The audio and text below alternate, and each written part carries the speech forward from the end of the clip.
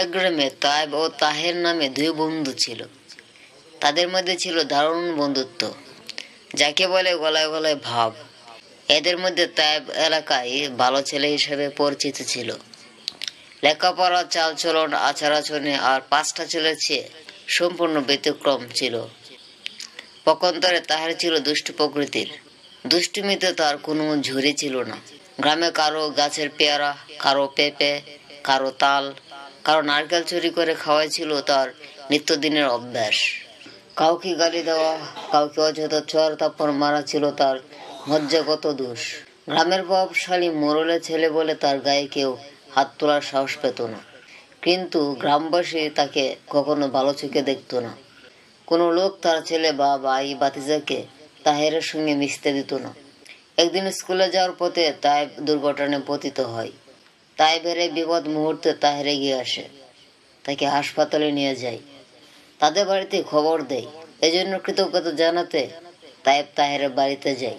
এ থেকে দুজন দুজনের বাড়িতে আসা যাওয়া শুরু করে। ফলে তাদের মধ্যে সখ্যতা আরো বাড়ে। কালক্রমে তাহের দুষ্ট চরিত্রের অসৎ গুণবলী তাহিরের মাঝে সঞ্চারিত হয়। সেও লিপ্ত হয় নানা গহিত কাজে। ফলে তার লেখাপড়ায় দুর্বলতা চলে আসে। বন্ধুরা তার দ্বারে কাছে গেছে না, শিক্ষকরাও তাকে আর ভালো চোখে দেখে না। গ্রামের লোকেরা পরস্পর বলাবলি করতে থাকে, দুষ্ট তাহের খপ্পরে পরে সোনার টুকরো তায়েব ছেলেটাও দিন দিন গোল্লায় যেতে বসেছে। একদিন তায়েবের কানেও এসব কথা চলে আসে। তখন সে ভাবতে থাকে, তার এই অধঃপতনের মূল কারণ কি। সে চিন্তা করতে থাকে, এক সময় আমি ক্লাসে প্রথম হতাম, এখন আমার রোল নম্বর 10 নিচে। এক সময় ক্লাসের ছেলেরা আমার পিছিয়ে পিছিয়ে ঘুরতো অঙ্ক ইংরেজি বুঝে নেওয়ার জন্য, অথচ আজ আমি সবার চোখে খারাপ হয়ে গেছি। অন্তরঙ্গ বন্ধু আব্দুল্লাহ আমার কাছ থেকে দূরে চলে গেছে। লেখাপড়ায় সে ব্যাপক উন্নতি ও ঈশ্বরীয় সাফল্য লাভ করেছে। লেখাপড়ায় সে ব্যাপক উন্নতি ও ঈশ্বরীয় সাফল্য লাভ করেছে। চরিত্র মাধুর্যেও সে সকলের প্রশংসা কুড়িয়েছে। আজ সে গ্রামের ভালো ছেলে বলে পরিচিত। এর মূল কারণ খুঁজতে গিয়ে সে রহস্য উদ্ঘাটন করে যে স্কুলের ধর্মের শিক্ষক বিশিষ্ট আলেমে দ্বীন মাওলানা আব্দুর রহমান সাহেবের সাথে আব্দুল্লাহর সম্পর্ক। তার কথা মতো সে চলে, 5 ওয়াক্ত সালাত আদায় করে, নিয়মিত পড়াশোনা করে, খারাপ ছেলেদের সাথে মিশে না। পড়ালেখার ফাঁকে অবসর সময়ে ধর্মীয় বই পুস্তক পড়ে এবং কোরআন হাদিস অধ্যয়ন করেই তার সময় কাটে। তাই তার এত সুনাম, লোকের মুখে মুখে তার প্রশংসা। তাই মনে মনে প্রতিজ্ঞা করে, তাকেও আব্দুল্লাহর মতো হতে হবে, তাকেও আব্দুল্লাহর মতো হতে হবে। তায়েব তার প্রতিজ্ঞা অনুযায়ী মাওলানা আব্দুর রহমান সাহেবের নিকট গিয়ে বলল, স্যার, আমি খারাপ হয়ে গেছি, শেষ হয়ে গেছে আমার কেরিয়ার। এ থেকে উত্তরণের উপায় কি? কিভাবে আমি ভালো হতে পারি স্যার? মাওলানা আব্দুর রহমান বললেন, তুমি আগে এরূপ ছিলে না, সঙ্গদোষ তোমার এই অবস্থা। তোমাকে আমি একটি হাদিস শোনাবো। আবু মুসা রাদিয়াল্লাহু আনহু হতে বর্ণিত, তিনি বলেন, রাসূল সাল্লাল্লাহু আলাইহি সাল্লাম বলেছেন, সৎসঙ্গী এবং অসৎসঙ্গীর দৃষ্টান্ত হচ্ছে নিশাকে আম্মারওয়ালা ও হাপরওয়ালার নেই।